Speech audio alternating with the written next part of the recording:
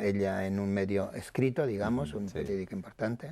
Sí, como bien dice en la novela, pues una pareja que llevan 12 o 15 años juntos y que todo el mundo se sorprende de ver a una pareja de periodistas. Los que nos dedicamos a los medios de comunicación sabemos que las parejas entre compañeros duran muy poquito porque... Bueno, las relaciones entre ellos tampoco son especialmente... Sí. Es un trabajo muy intenso el que tenemos y entonces pues entre periodistas no suelen durar mucho las parejas, ¿no? Yo creo que eso también se nota en la novela, ¿no?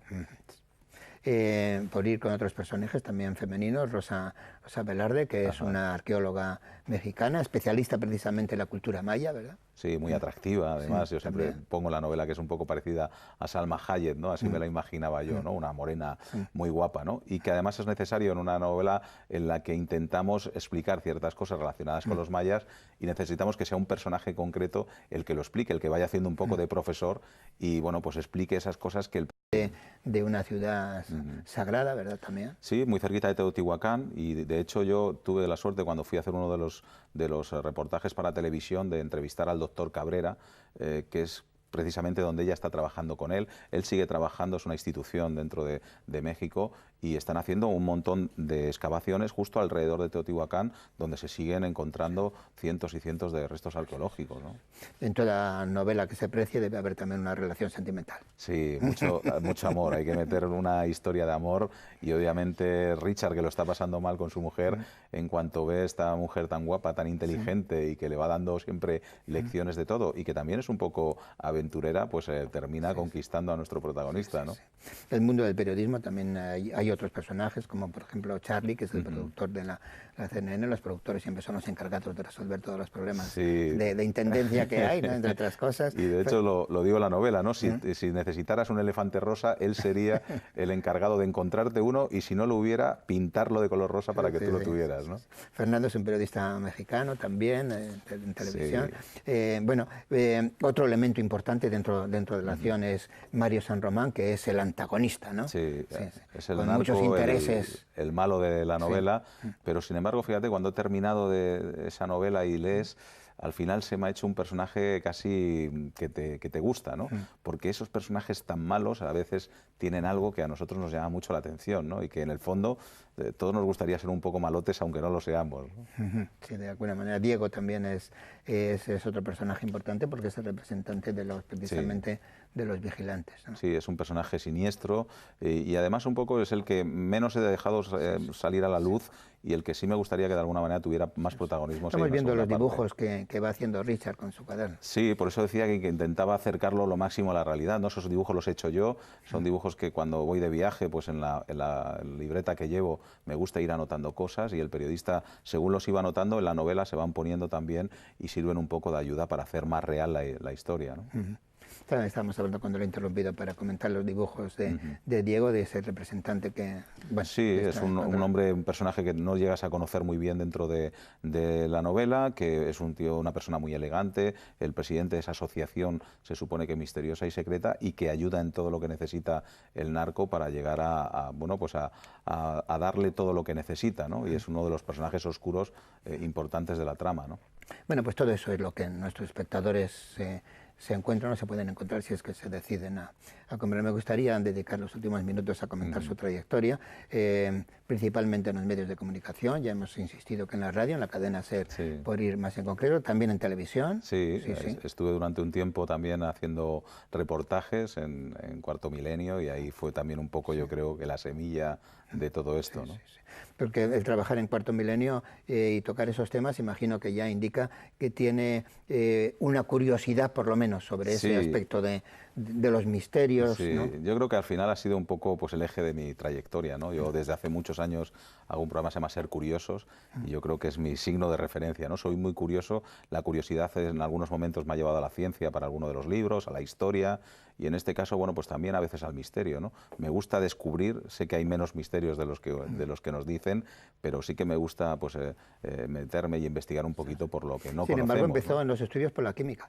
Sí, al final mi carrera dio la vuelta tremenda, hice una vuelta tremenda y de la química me pasé directamente, pasando por la cartografía, que fue una época en la que estuve, hasta llegar a los medios de comunicación, ¿no? Pero yo creo que es esas cosas que es como lo de los artistas, ¿no? Que uno llevaba dentro y que yo sabía que yo necesitaba comunicar, tenía muchas cosas que contar y que de alguna manera lo tenía que hacer, ¿no? Porque los intereses o curiosidades también respecto a temas de crecimiento personal también están muy presentes, ¿no? Sí, sí, porque yo quería buscar algo que complementara un poco pues, la faceta de periodista dentro de los estudios. Me matriculé en psicología y comencé a hacer muchos cursos, cosas que yo creo que nos venían muy bien y que nos vienen muy bien a los periodistas, ¿no? Pues la PNL, que es esa programación neurolingüística, inteligencia emocional, de la que hice un máster, el coaching, que son cosas necesarias primero para aprender a comunicar y luego pues para, por ejemplo, nuestras entrevistas, pues viene muy bien conocer un poco y desenvolverse con las otras personas. Son aspectos además que interesan a mucha gente, que interesan y preocupan, ¿no? Sí. Las del crecimiento personal y el desarrollo, los problemas internos que uno tiene, psicológicos. Y de hecho cada día más, cada día son más las personas que se ponen en manos de los coaching, que son un poco los entrenadores personales de la mente y los que cada día consultan con una persona, en este caso no son los vigilantes de los días, pero son los modernos vigilantes, los que uno les va a contar sus cosas y les dicen más o menos por dónde tienen que marchar, ¿no?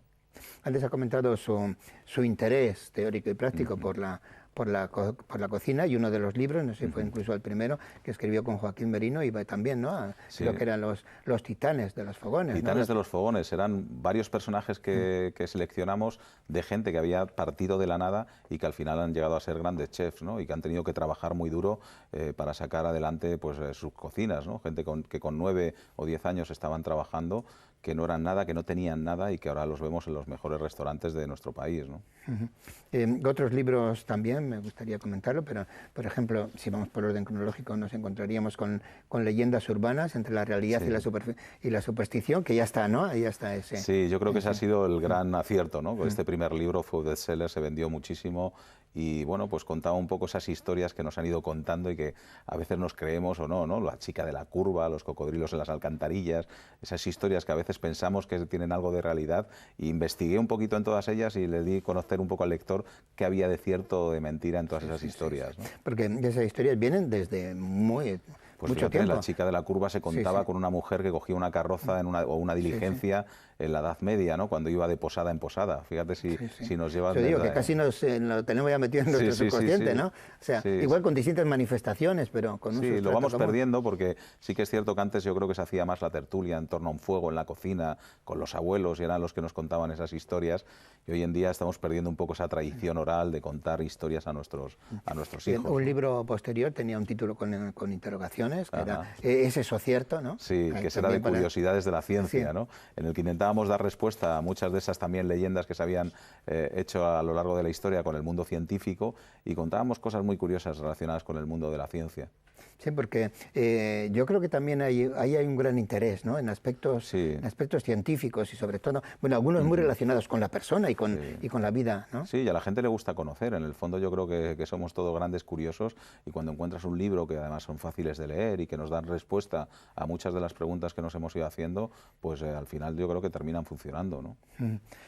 Creo que hizo después también una respecto a las leyendas urbanas, que bueno, fue una ilustración, ¿no? Sí, que hicimos ir un poquito más allá y no había ningún libro que fuera también con cómic, y lo que hicimos es las peores, las de más miedo, las cogimos, hicimos dibujos con ellos, hicimos una aventura gráfica para también darles otra vuelta a las leyendas urbanas y poner cara, por ejemplo, a la chica de la curva, que estaba bien, ¿no? Además, eso a través del cómic y el dibujo, ¿no? Es un modo de entrar en una serie de personas que ahora se inclinan por esa... Mucha gente joven, además había historias de zombies, de vampiros y demás, que hoy en día a los chavales de 14, 15 años les apasionan, ¿no?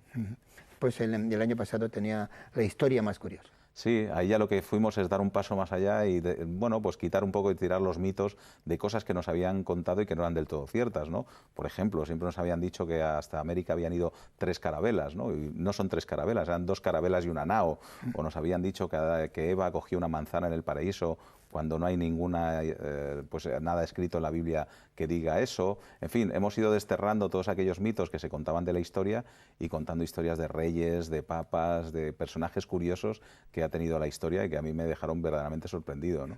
Y eso puede parecer una curiosidad, pero lleva un trabajo de investigación notable, ¿no? Llega mucho. Ahora que, Sí, sí. que he hecho la novela me he dado cuenta verdaderamente de lo difícil que es hacer un ensayo, porque hay que documentarse mucho. Cada línea que se escribe hay que estarla documentando. Y sin embargo la novela, como es ficción, en el fondo hay páginas y páginas que te permite volar un poco, ¿no? Y escribir de seguido, como digo yo, ¿no? Con los ensayos, ahora mismo también estoy inmerso en uno de ellos, también de curiosidades, y lo estoy sufriendo.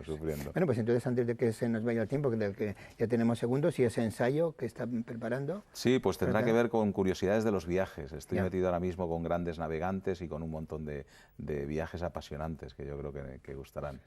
¿Le ha entrado el gusanillo de la narración, de la ficción? Sí, estoy convencido que si esta novela funciona, la segunda parte la tengo en la cabeza, estoy deseando sentarme en el ordenador y llevarla, porque la novela está gustando mucho, tengo a mucha gente enganchada que me dice que es una novela que no se puede parar, y tengo ganas de a la gente que se ha Ha dicho la quedado... segunda parte, eso quiere decir que por lo menos una buena parte de los protagonistas estarán... Sí, gran parte de ellos, por no decir casi todos, porque hay algún asesinato dentro del libro, pero muchos de ellos volverán, yo creo que a la realidad y a darse un paseíto por los personajes y por los lugares en los que he hecho esta novela.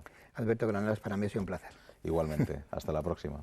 A ustedes también muchas gracias por su atención. Volveremos, tendremos otros temas que tratar, otras personas también estarán con nosotros en el programa. Hasta entonces, agur.